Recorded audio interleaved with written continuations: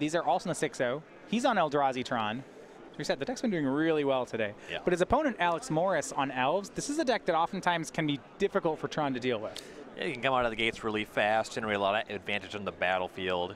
Eldrazi Tron not always great at playing from behind. Turn 1 Cavern of Souls on Elf, plays Heritage Druid for Alex Morris. And this is the Elves deck featuring the Vizier of Remedies combo. Okay. We see turn 1 Grafdigger's Cage from Jeremy. That will turn off Court of Calling and Collected Company. But Alex, he can always just beat down Dwinnen's Elite here on turn 2. This second cavern named Cleric. We'll see where that goes. Alex makes 3 mana into Elvish Archdruid. Frequently you'll name Cleric because the deck is light on white sources. You just have to find that. Is there much need for a second cavern on Elf anyway? No, I mean, if you're particularly choked on mana, but if he expects this Heritage Druid to keep hanging out, he has an abundance of green mana. The Archdruid as well. And a ton of threats here from Alex, thanks to that Elvish Archdruid. He's here. It's an attack for 9 next turn already. Pretty fast.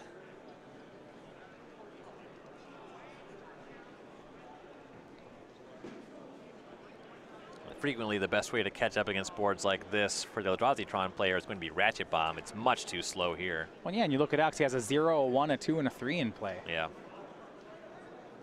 Here is the Ratchet Bomb. As for how much it's going to do, it's unclear. Azuri, Heritage Druid, Llanowar Elves, the remaining 3 cards in Alex Morris's hand. If you wanted, he could empty his hand here, though. He'd be committing a lot of 1s into the Ratchet Bomb. You get rid of the Grafdigger's Cage if it's popped for 1, but that's not a huge concern. He doesn't have anything that the cage is shutting down currently, and he's a pretty good board position at that. Yeah, so he's going to cast Azuri with the Elvish Archdruid, floating 1 mana. And this is pretty nice. He can leave up these green, well, I guess he doesn't have, I was going to say he could leave up some green mana to regenerate his creatures. He doesn't actually have green mana. His 2 lands are both Cavern of Souls. If he casts the other 2 elves, he can leave up Alfalfa's Azuri and just make 3 green mana that way. Yeah, I do like that. He'll spend the 1 mana to make Heritage Druid. This one's Summoning Sick. Then use the land to make Llanowar Elves. It's exactly as you mentioned. Can swing for 7. Here with these 3 creatures. He has triple green up. He's looking for a lethal attack next turn.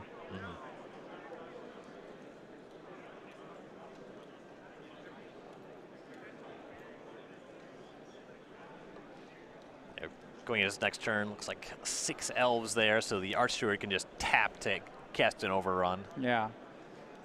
7 even. Yeah, he may play many overruns. Ratchet Bomb on 1.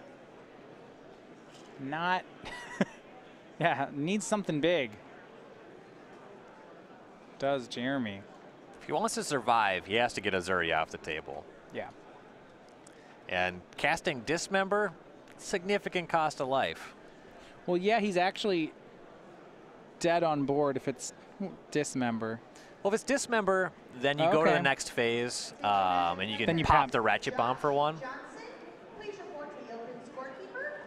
Still facing a lot of damage. Yeah, he's still taking, he'd be at 2. Yeah. So you're right, not dead. Ghost Quarter is the play. Matter Reshaper as a blocker. Now, Azuri gives creatures trample. He'll pass. Does he have the Dismember? If so, he would have needed to main phase it there so that Ratchet Bomb couldn't be regenerated through. Matter Reshaper remains just the laughing stock of the Eldrazi Tron deck. That's why I play 4, though. It's got creature hyphen Eldrazi on it.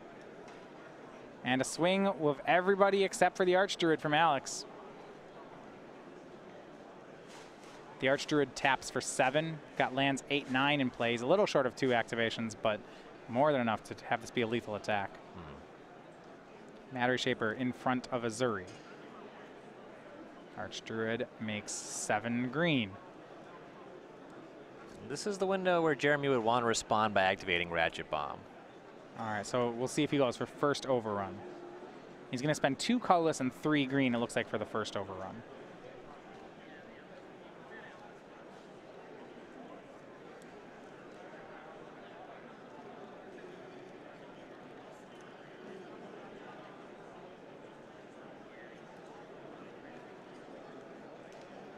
We'll confirm exactly how he's spending mana here.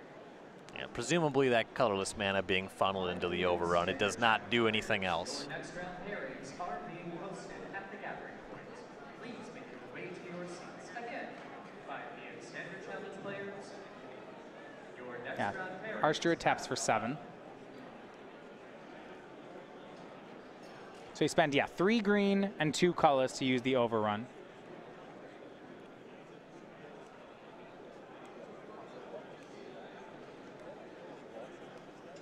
Now it looks like he's going to try to regenerate some of these elves.